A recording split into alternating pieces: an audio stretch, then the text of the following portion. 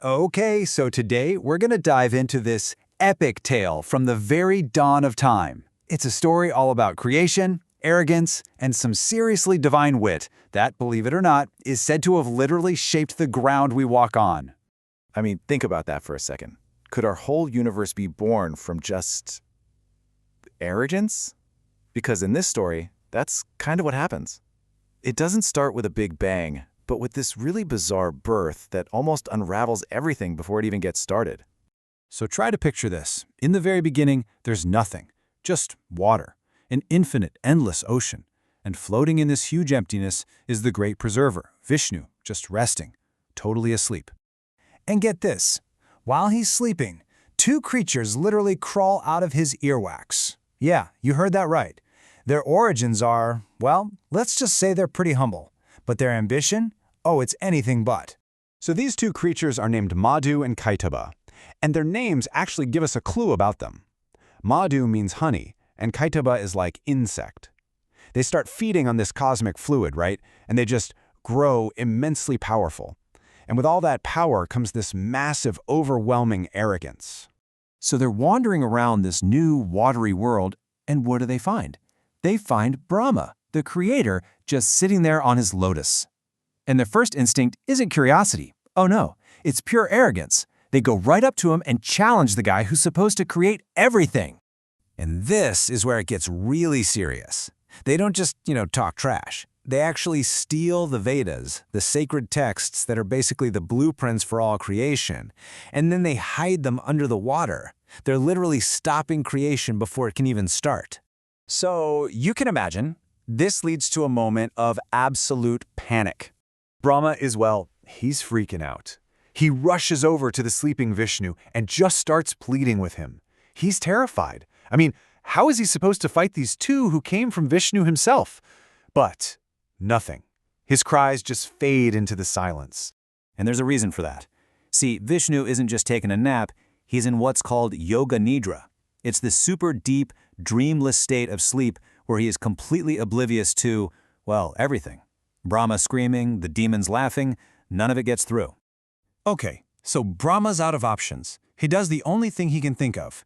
He prays to the goddess of sleep herself, Nidra, and asks her to let Vishnu go. And it works. Vishnu's eyes open, and he immediately understands what's going on. It's time to act. And he doesn't just wake up. He transforms. He becomes this incredible, powerful avatar known as Hayagriva, the horse-headed one.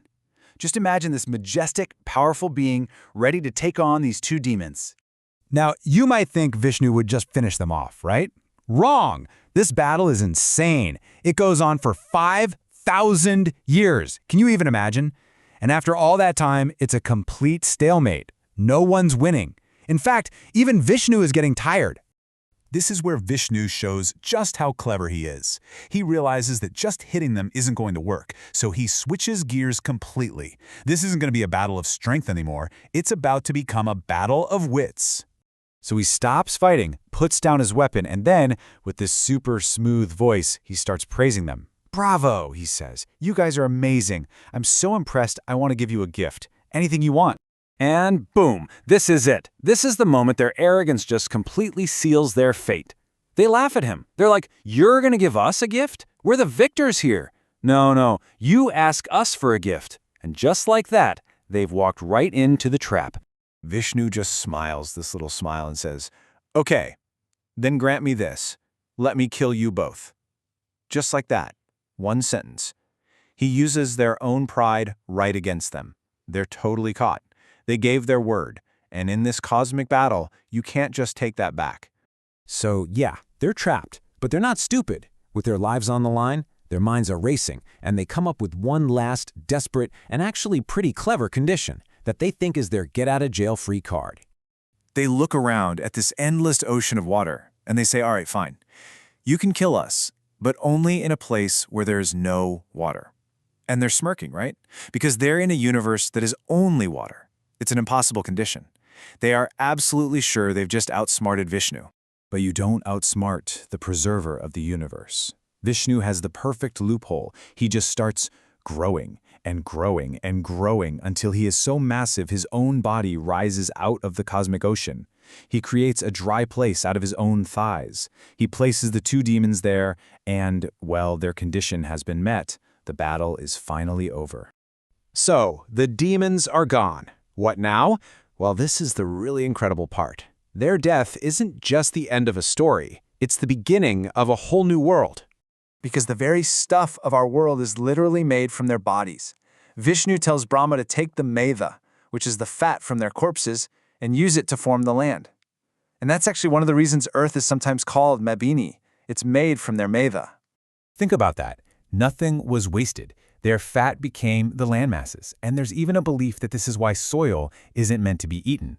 And the rest of them? Their bodies broke up into 12 big chunks, which, according to the story, became the seismic plates of the Earth.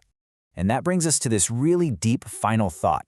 After it's all over, Brahma's thanking Vishnu, for saving everyone. And Vishnu says something fascinating. He says, perhaps I did nothing. Perhaps the universe just saved itself through me. So what does that mean? Was this a god stepping in to fix a problem?